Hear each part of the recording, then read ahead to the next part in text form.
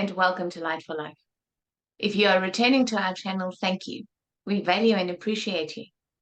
Our aim is to shine a bright light on your inner splendor and assist to connect you to your magnificence via what we intend to be enlightened sharing, potentially educational and hopefully entertaining information, as well as encouragement for new perspectives. If you are new here, you are most welcome. We do hope that you will find our content highly beneficial and enjoyable. I am Liz. I'm a science of mind practitioner and a teacher of various healing modalities applicable to all aspects of the self and this life. And I am Lori. I am a holistic wellness researcher and educator. Welcome to Connections with Liss and Lori. We use this space to offer our perspective regarding multiple different topics that we certainly hope you find inspiring.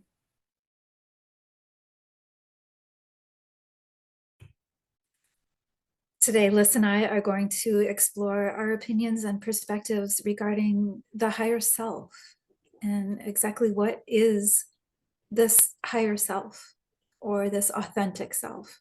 I use the words slightly interchangeably, maybe you do not, but when I think of higher self, for me, it's interchangeable with my divine self, my authentic self, my true self.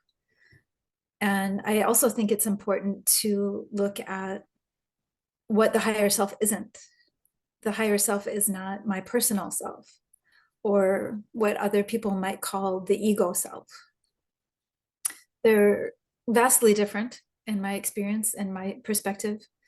There's the self that I am divinely in my nature, that we all are divinely in our nature. There's that divine essence of self. And then there's this personal self in the human world that we become as we grow from small children into classrooms and society. And in my view, they're completely different experiences altogether that ideally we learn to integrate a bit, where we start to whittle away at the personal self and whittle away at the ego self and just allow that authentic self to emerge fully and fully encompass our human experience. Gosh, I don't know if I'm explaining this well. It makes sense in my head. I don't know if I'm explaining it well, but again, it's a deeply personal experience and how we operate and how we approach this thing that we call life. Am I making any sense, my hon? You are, darling. How I would explain it is that what we experience as our personality, with all of its character traits and its persona and its demeanor, right, is in fact an aspect of the higher self. Okay. But it is just one aspect. And it is the aspect that we usually relate to as our soul. Yes. So it's linked to the subconscious and it's linked to archetypes in the psyche, but it is just an aspect of our personality, of our soul. And then many layers get added to that through the course of our lives. Right. We come in through certain energetic streams. We come in with certain traits, proclivities, and talents. But then we also receive societal input and programming, and many things get added to the personality. But the personality itself is just one aspect of the soul. Yeah. The term higher self actually refers to broader self. Higher does not mean greater than me and up there somewhere. It means the more of me, the me that can hold an expanded perspective, the me that's greater. Yeah. Because in essence, what we are as we experience ourselves here is the energetic projection of our higher self. Yeah. An aspect of that self is incarnated here as the me I know myself to be. But my higher self has lived all my lives. My higher self remembers everything And that is why the higher self has chosen this specific incarnation with this specific personality and ego to learn the lessons that it wants to learn, because the higher self is not divinely perfect. The higher self is still evolving. It's evolving through this egoic experience. It is still becoming what it is. And it has chosen this incarnation and this vehicle to do so. So if we understand that the mechanisms of the functioning of our mind, the contents of our passions and desires, our talents and gift, our personality, our character traits, all those things were chosen by the higher self with its evolution in mind.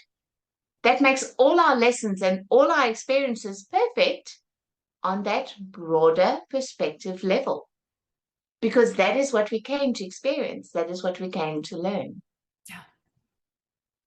Now, there is an aspect of us that is perfect. There's an aspect of us that is divine, untouched, and always has been. And that is our spirit. Yeah. Which our higher self is but one fractal of. And our spirit is projecting that higher self and all the others into their experiences of being higher selves of various ego complexes. Because just as we imagine the separation and the differentiation happening on the way down to incarnation, on the ascension process up, there's got to be the reincarnation through all of these layers, and there are multiple of them. Right. So I always, in my mind, frame it with a diamond in mind. I see a beautiful diamond with all of its facets. Right. And that to me is spirit. That is my divine essence, my spiritual self. And my higher self is the light reflected through one of those facets. That's what I relate to as my higher self. But there are thousands of others. And my higher self, I experience as this projected soul. I know myself to be more than just this ego. But my higher self as a complex has lived all 10,000 of my lives as all 10,000 of me. So when we can understand just how complicated and how expansive we actually are, and how in our essence, back to that diamond, none of us are a personality. All of us are qualities. Yeah. Sparkling, beautiful, essential qualities of spirit. And that's what I think evolution and expansion is all about, is losing those individuated aspects of personality and becoming more of the essence of who we are. And I think when people talk about the higher self, that's what they're referring to, is connecting to that energetic essence. Absolutely. Because we can. We can. Absolutely. And that's what the soul wants us to do. But not by disregarding the personality and the ego. Right. Because the soul can't evolve without it. Yeah. It can't evolve without it. Yeah, and it's like you said, I love the idea of different aspects of self, because then we don't have to be frustrated with that aspect. It's just one aspect of self. You know, so many years ago, I would be a little disappointed in how I would react or respond to situations, because I just hadn't had that emotional maturity, or hadn't had the experience. I hadn't had the life experience that helped me bring forward my authentic self. It was just my personality would react or respond. And there really is no shame in that. It's just part of the evolutionary process of becoming who we are, right? So to think of it as merely one little aspect of a greater, much greater whole being is really easy to forgive the self and have grace with yourself and be gentle with yourself, that you are moving into more and more of who you are. This is just part of the process. And at the same time, it can show you who you're not. Yes.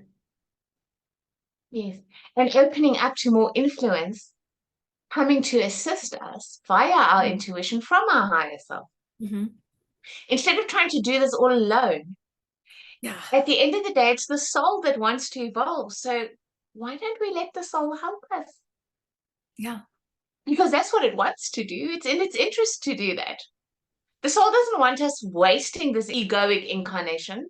The soul wants us making the most of all the things that we could get out of this life. So the more we open our intuition to that, the more we stand a chance of doing more of that instead of fumbling and bumbling along and literally wasting the days of our lives.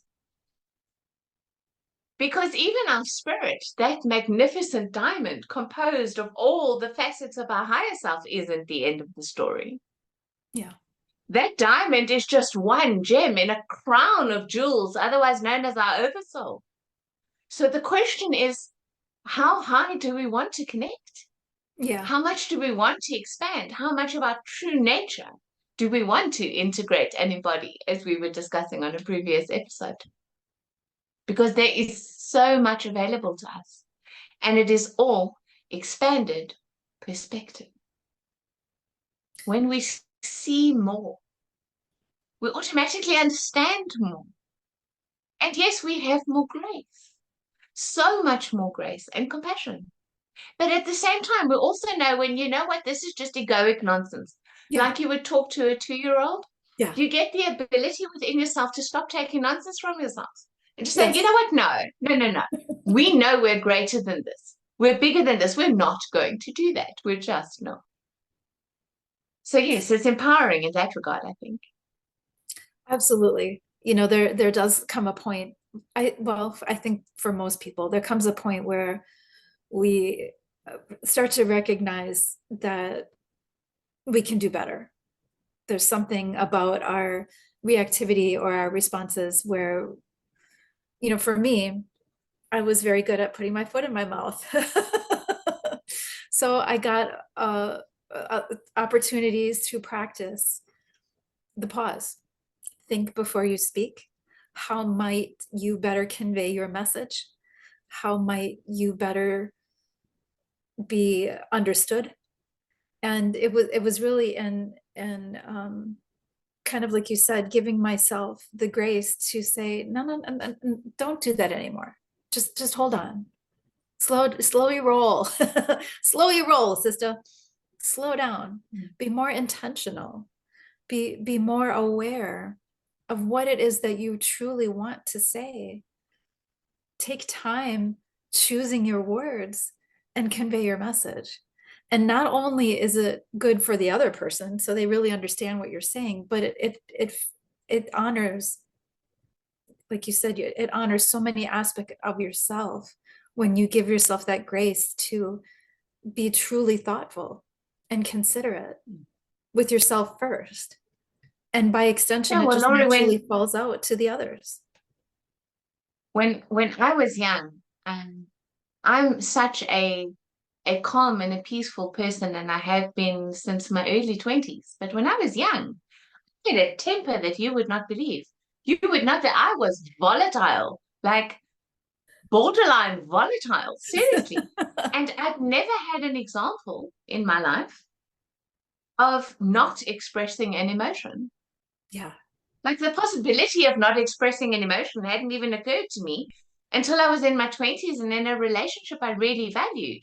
And Yeah. it was pointed out to me, you know what? You don't actually have to act on or verbalize every emotion you have. And it was Yeah. shocking news to me. Yes. And it was one of my most profound encounters with my higher self. When I went to the bathroom mirror and I looked myself in my own eyes and said, we never realized that we actually have a choice about this, but now that we Yes. do I want to be that person? Do I Absolutely. want to be the plate throwing, shouting, swearing, screaming, you know, banshee of a woman? Yeah. Or we're going to change that. Yeah. And it honestly, up until that moment, hadn't occurred to me that it's choice. It really, really hadn't. It was news to me. But I went to the core of who I was and I made a life decision. Yeah. And I've decided no matter what, I'm not going to behave like that again. No matter what I'm feeling, no matter what's going through my mind, no matter what has happened, I'm not going to give myself permission to behave like that ever again. Yeah. And I never have. I honestly, sincerely never have. And there were times where suppressing that temper took some almighty effort. It was not a walk, not at all. But I decided who and what I wanted to be. And I was determined to flesh that out. The people look at me now and they go like, you're always so calm. And when there's drama or conflict, you're always so... It's like, yeah, that wasn't just handed to me on a platter. I worked for that. I really, really did. I worked for that. Yet another thing we have in common.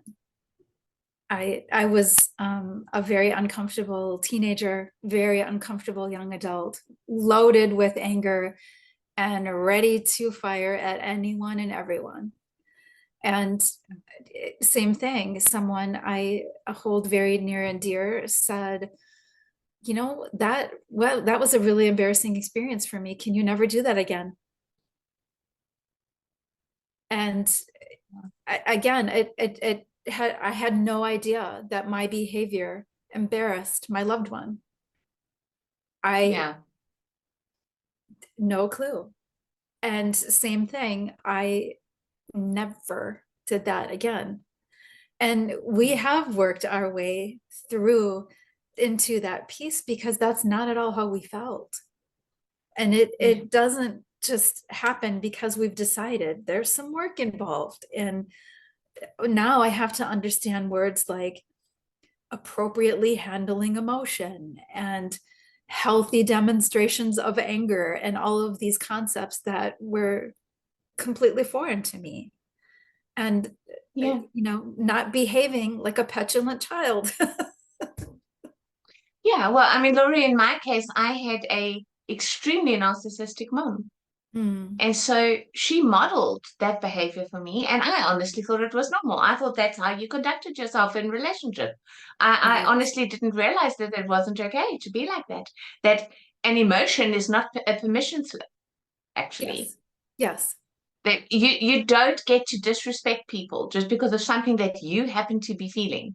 You actually need to process the more volatile parts of that emotion for yourself, by yourself, before you decide to express that onto or to someone else. Yeah. And I think we all have versions of those lessons that life needs to bring us. And amazingly, it comes through people. And it comes through that one little thing that they said to us one day, and actually grabbing onto that as the growth opportunity that it was. And that's the higher self. That's the higher self talking to us through someone that we love so dearly. Because that's the thing about the higher self that people might not realize. We cannot embody the entire higher self. That's impossible. Maybe one or two people like Paramahansa Yogananda or Matthias de Stefano can embody a quarter of our higher self, perhaps, but we cannot embody the entirety of our higher self. What we can do, though, is integrate a very, very deep and personal connection to our higher self where there is no distance. And we do that through the heart center. Not the physical heart that's related to our physical heart, but the higher heart center, the energy center of our higher heart, is literally our higher self's root center. Just like our root center is at the base of our spine, our higher self's root center connects to us right here in our chest.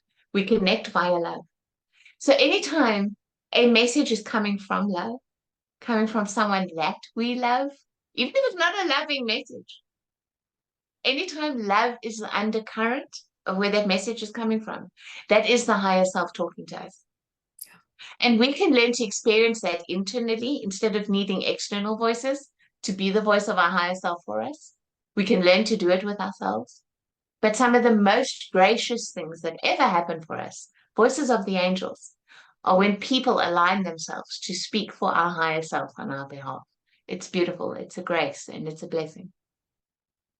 It might not always feel like a blessing in the moment, but our self hears it. And we can't, like you said, once we hear it, we can't deny it. Well, we can, we can put ourselves through that loop a couple of times if we want to deny it. But Yeah. when we hear that voice of truth, it becomes really difficult to ignore. And it becomes really difficult not to use that as momentum for change. We can ignore it. I would recommend not ignoring it and just allowing that change to start to unfold and allowing it to ignite that little flame of transformation, because it is such a gift when we have those near and dear, or even if it's not somebody that you know all that well, that voice can come in and just speak right to your soul and you hear it, and all of the light bulbs go on. Yeah, exactly. And I think it's very hard to ignore when love is the motivation. Yeah. When love is the motivation. It's like, I love this person so much. I would hate to think that I'm going to potentially lose them. Yeah. Because I'm conducting myself in a way that to them is unacceptable, because they weren't raised around the same kind of disrespect that I was. They weren't taught to have no regard for other people's emotions. So, I'm going to have to stretch up to this individual in my life. And that is going to be a blessing to me. I'm going to grow into more of my higher self. I am going to expand beyond the behavior of the little self, like you say, the petulant child. Expansion. Thank you for connecting with Light for Life. If you appreciate reminders, please go ahead and subscribe to the channel so you can receive those notifications. If you would like to work with one of us, you can find our contact information in the About section of this channel. Yes, thank you for connecting with Light for Life. Please share your insights, your questions, and your comments with us in the comment section below. We value your feedback. And we really hope that we will see you for our next episode. We upload one every Thursday. Until then, bye-bye and be joyful. Until we connect again, we send you love and light.